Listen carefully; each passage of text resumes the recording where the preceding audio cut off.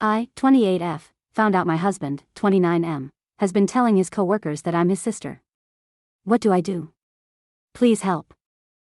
Thank you all so much for the outpouring of support and advice. Honestly, it's been overwhelming. Every word of encouragement, every piece of guidance, has meant more to me than I can express. I've been clinging to your comments like a lifeline, trying to stay afloat in what feels like an ocean of confusion and betrayal. I'm sorry it's taken me a bit to update, but I needed some time to process everything that's been happening. Life has a way of throwing curveballs when you least expect it, and this one nearly knocked me out cold. So, here it is, the whole sordid mess. I'll do my best to lay it all out, but bear with me if it gets a little long. There's a lot to unpack. Saturday morning started like any other, except this time, I was up before my husband, who was passed out from the previous night's drunken escapades. I could hear his heavy breathing, see the way his body was sprawled out like a crime scene, oblivious to the storm that was about to break. I'd been living with this gnawing suspicion, a feeling that something was off, but I'd always brushed it aside, telling myself that I was just being paranoid. But you know how it is when something eats at you long enough. You eventually have to give in, if only to quiet your mind. So, I did what I never thought I'd do. I went through his phone. My hands were shaking so badly, I almost dropped it. I felt like I was committing some unholy act, violating some sacred trust, but then again, trust had already been shattered, hadn't it? I went through everything, Instagram, Facebook, iMessages, you name it, I looked at it, and there was nothing at all that screamed affair or betrayal. Just the usual banal exchanges, the kind that make you wonder why you even bothered. But I wasn't satisfied. Not by a long shot. So I dug deeper. That's when I found a folder labeled work. Innocuous enough, right? But my gut told me to keep going, so I did. Inside were the usual suspects, Outlook, OneNote, boring stuff. But then there was MS Teams. I hesitated, thinking I might be crossing a line by snooping through his work messages. But then again, who cares about lines when you're already lost in a maze of deceit? The first thing I saw was a bunch of chats with female coworkers. Harmless, right? Everyone's got to work with the opposite sex, nothing strange there. But then I started reading the messages, and my stomach dropped. Flirty banter, playful innuendo, wink emojis. Nothing that screamed infidelity, but enough to make me want to scream. I felt this rush of anger, this bubbling fury, but I kept going. I took screenshots, sent them to myself, my heart pounding the whole time. Then, I remembered a comment someone made about searching for keywords. So, I did just that, typed in cis and hit search. My hands were so sweaty I could barely hold the phone. And there it was, a message from Jake, the guy from the bar, from a few months ago. Ran into your sis at the bar. She's single, right? My breath caught in my throat as I read my husband's reply, nah, she's married. I almost laughed at the sheer audacity of it, but it was the kind of laugh that teeters on the edge of hysteria. The nerve of him, to flip the script like that, to make me the married one so he could play the field without any consequences. I was shaking so hard I thought I might collapse. But I didn't stop there. I kept digging, kept scrolling back through his messages until I found something even more damning. 2 years ago, a group chat with his coworkers, me and sis in Nusa Dua. Attached were photos from our anniversary trip to Bali, the one where he'd been working out like a man possessed, flaunting his abs in every picture. And there he was, passing them off as vacation shots with his sister, like I was just some prop in his twisted charade. I felt like I was going to be sick. I took more screenshots, every little piece of evidence, and sent them to myself. The weight of it all was crushing me, but I couldn't stop. Once I had everything, I did what any rational person would do, I fled. I ran straight to Sophie's place, the only person I could trust with this kind of madness. I showed her everything, and she was livid. If I was a volcano ready to blow, she was an earthquake, shaking with fury on my behalf. We spent the rest of the day eating Chinese food and plotting my next move, my phone buzzing with messages from Josh. Where are you, baby? I'm ordering food, want some? Sad to not wake up next to you this morning. The nerve of him to act like nothing was wrong, like he hadn't just shattered my world into a million pieces. I wanted to throw my phone against the wall, to scream, but instead, I put it on Do Not Disturb and tried to sleep. Easier said than done. Sunday morning, I woke up feeling something I hadn't felt in a while, rage. Pure, unadulterated rage. I texted him, coming home now, need to talk. Short, cryptic, just enough to make him sweat. The walk home was a blur, my mind racing, my heart pounding. When I got there, he tried to hug me, but I brushed him off. We stood there in the kitchen, and I let him have it.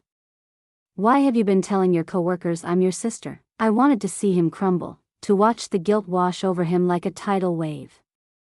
But no, he just looked confused, like I was speaking another language. Huh. That was all he said. Like he hadn't been lying to my face for years, like he hadn't been playing me for a fool. I shoved my phone in his face, the screenshot of his message staring back at him. You tell me, I said, my voice shaking with barely suppressed anger. He stared at it, then at me, and had the gall to say, I don't know what I'm looking at. I'm confused. Confused. Confused. I nearly lost it then and there. I left, stormed out of the apartment, back to Sophie's. I couldn't stand to be near him, to breathe the same air as him. I was done. Or so I thought. That night, he called again, begging me to come back. He had something to say, some grand confession, and like a fool, I went. When I walked in, he was sitting on the couch, a piece of paper in his hands, shaking like a leaf. He asked me to sit down, to listen, and like a fool, I did. He read off the paper, his voice trembling. He started with apologies, endless apologies, admitting that he'd been lying, that he'd panicked and couldn't dig himself out of the hole he'd made. He talked about how his office was like a frat house, how he felt pressured to fit in, how he was terrified of being ostracized. So, he lied. And kept lying. He admitted that he'd told his coworkers I was his sister because he didn't want to be the married guy, the one left out of everything. And when they'd seen a picture of me on his phone, he panicked and called me his sister. And it snowballed from there. He said he hated himself for it, that he was ashamed, but that he couldn't stop, that he didn't know how to come clean. He swore up and down that he'd never cheated, that the flirting was just banter, that he was trying to fit in. And then he dropped the kicker. He said he'd quit his job if that's what it took to make things right. He'd tell his entire office the truth, that I'm his wife, not his sister. He'd do whatever it took to earn my forgiveness. I didn't know what to say. I just sat there, numb, while he locked himself in the bathroom to cry. I packed a bag and went back to Sophie's, leaving him alone with his guilt. Now, here I am, writing this, still trying to make sense of it all. I don't know if I can ever trust him again. I don't know if I can forgive him. I feel like I'm trapped in a nightmare, and I can't wake up. Sophie says I need time, and she's right. I'm taking the week off work to try and clear my head, but honestly, nothing feels real anymore. I'm stuck in this void, this endless abyss, and I don't know how to climb out. My parents say it's just a bump in the road, but it feels like the road has crumbled beneath my feet. I'm lost, and I don't know if I'll ever find my way back. This will be my last update. I don't have the energy for more. I need to figure out what's next, whether that's forgiveness or divorce. But right now, all I feel is emptiness. Thank you for listening, for caring, for helping me through this. I wish you all the best, wherever your paths may lead. Love, thank you for sticking with me through all of this. I know it's been a lot, and I appreciate every single one of you who's taken the time to read, to comment, to send a message of support. Right now, I feel like I'm standing at a crossroads, staring into the foggy distance, unsure of which path to take. Each option seems equally terrifying, equally uncertain, and I'm paralyzed by the fear of making the wrong choice. I've been holed up at Sophie's for days now, trying to sort through the mess in my head. It's strange, isn't it? How someone you thought you knew better than anyone can suddenly feel like a stranger. I keep replaying our conversations in my mind, searching for clues, for signs that I missed. How could I have been so blind? So trusting? I've always prided myself on being a good judge of character, but now I'm questioning everything. How many other lies has he told? What else has he hidden from me? The man I loved, the man I thought I was building a life with, is now an enigma, a puzzle with too many missing pieces. Sophie has been my rock through all of this, but even she can't tell me what to do. She's furious on my behalf, of course, who wouldn't be? But she also sees how torn I am.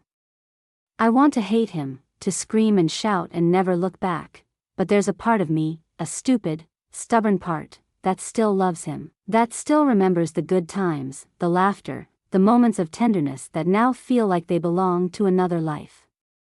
And that's what makes this so damn hard. Every time I think about going back, about forgiving him, I hear his voice in my head, that pathetic, quivering voice reading off his prepared speech, asking for my forgiveness.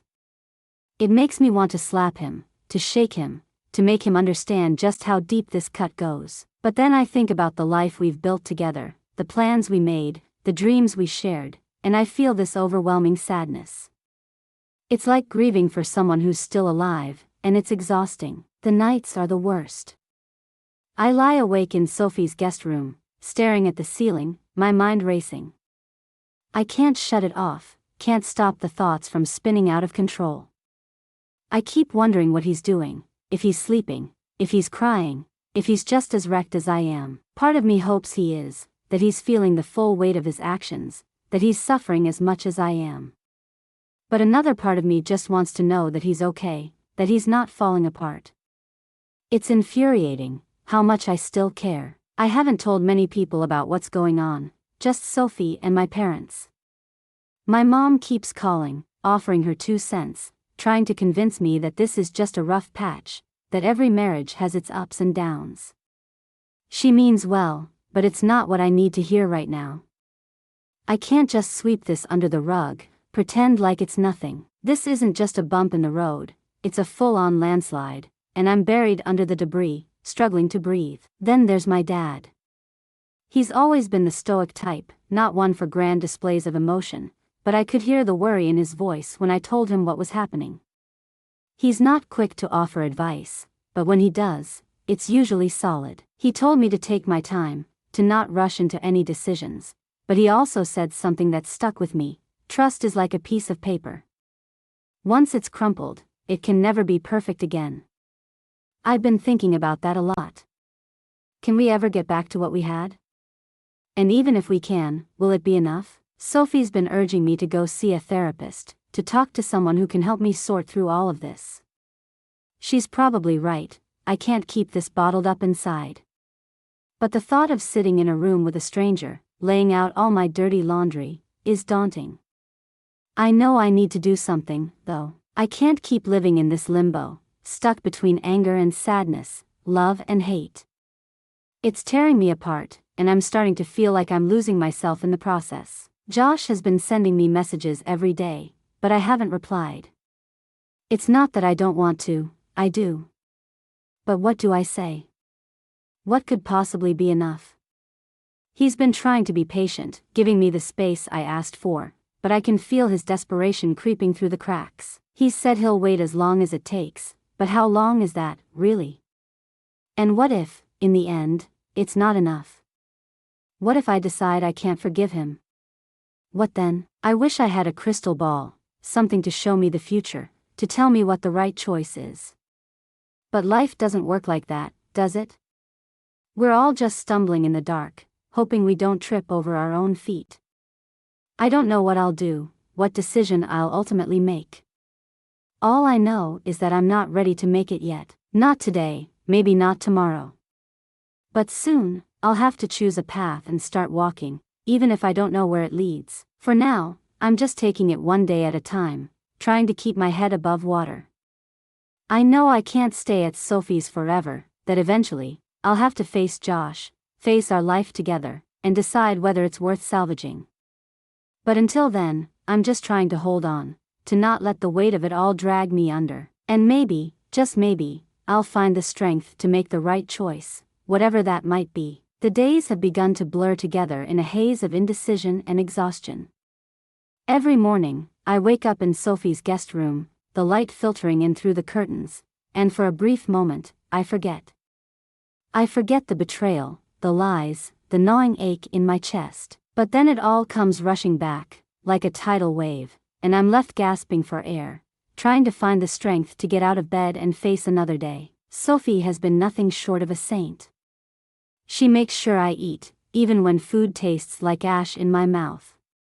She forces me to get out of the house, to take walks, to breathe in the fresh air, hoping it will clear the fog that's settled over my mind. She talks to me, listens to me, and when I can't find the words, she just sits with me in silence, her presence a comforting anchor in the storm that's become my life. But despite her best efforts, I feel like I'm unraveling. I find myself crying at the most random moments, in the shower, while brushing my teeth, even while watching some mindless TV show that Sophie insists we binge to keep my mind off things. The tears come out of nowhere, hot and fast, and I can't stop them. It's like my emotions are this raw, open wound, and every little thing is salt being rubbed into it. Josh's messages have become increasingly desperate. At first, they were measured, careful, like he was tiptoeing around a landmine. "I miss you," he'd say. Or, "Please come home, we can talk." But as the days have dragged on without a response from me, his tone has shifted. Now, his texts are frantic, full of regret and self-loathing. "I'm so sorry," he writes, over and over again. "I'll do anything to make this right." There's even been talk of therapy, couples counseling, as if a few sessions could magically fix the mess we're in. I can't bring myself to respond, though. I just don't have the energy to engage, to hash this out with him when I'm still so lost in my own pain. I've started thinking about the early days of our relationship, back when everything was simple and easy, before the weight of the world started pressing down on us. We were so happy, so in sync with each other. It felt like nothing could ever come between us, like we were untouchable. I can still remember the way he used to look at me, like I was the most precious thing in the world, like he couldn't believe his luck. And I felt the same way. We were partners, best friends, two halves of a whole. But now, that feels like a lifetime ago, like a dream I can barely remember. How did we get here? How did everything go so wrong? It's not just the lies that hurt, though God knows they cut deep. It's the fact that he felt the need to lie in the first place, that he couldn't trust me enough to be honest, even when things got tough. What does that say about our relationship? About us? I keep turning that question over in my mind, like a puzzle I can't solve. Was it something I did? Something I didn't do? Or is this just who he is, someone who bends under pressure, who takes the easy way out, even if it means betraying the person he claims to love? The more I think about it, the more I realize that this isn't just about the lie he told his coworkers. It's about trust, and how it's been eroded, little by little, until there's almost nothing left. I'm terrified that if I go back, if I forgive him, I'll spend the rest of my life looking over my shoulder, waiting for the next betrayal. And I don't know if I can live like that, in a state of perpetual doubt and fear. It would eat away at me, slowly but surely, until there was nothing left but bitterness and resentment. And I don't want that. I don't want to become someone who's constantly questioning, constantly wondering if the person I love is being honest with me. But the alternative, walking away, ending our marriage, starting over, feels just as terrifying. We've built a life together, a life that's been intertwined in a million little ways. I can't imagine untangling all of that, pulling it apart piece by piece until there's nothing left but two separate, broken lives. And then there's the fear of being alone, of facing the future without the person who's been by my side for so long. It's a paralyzing thought, one that keeps me up at night, staring at the ceiling, my mind spinning in circles. I've thought about packing up my things and just going back home, trying to pretend like nothing happened, like we can just pick up where we left off. But deep down, I know that's not possible. The damage has been done, and no amount of pretending can make it go away. If we're going to move forward, we have to face this head on, confront the mess we've made, and decide if we're willing to do the work to fix it. And that's what scares me the most. I don't know if I have it in me to do that work, to rebuild something that's been shattered. Sophie has been gently pushing me to talk to Josh, to at least start the conversation. You can't avoid this forever, she says, and I know she's right. But every time I think about sitting down with him, about hearing his voice, seeing his face, I freeze up. I'm not ready, not yet. Maybe not ever. And so, I'm stuck, paralyzed by indecision, by fear, by the weight of everything that's happened. I wish I had a clear path, a roadmap that could guide me through this, but all I see is fog and uncertainty. I don't know what the future holds, and that terrifies me more than anything. I'm not ready to make a decision, but I know I can't stay in this limbo forever. At some point, I'll have to take a step forward, even if it's into the unknown. I just hope that when I do, I won't stumble, that I won't fall. For now, all I can do is take it one day at a time, try to keep my head above water, and hope that eventually, the fog will clear, and I'll be able to see the path ahead. Until then, I'm just holding on, trying to find the strength to keep going, to not let the weight of it all drag me under. And maybe, just maybe, I'll find the courage to make the right choice, whatever that might be.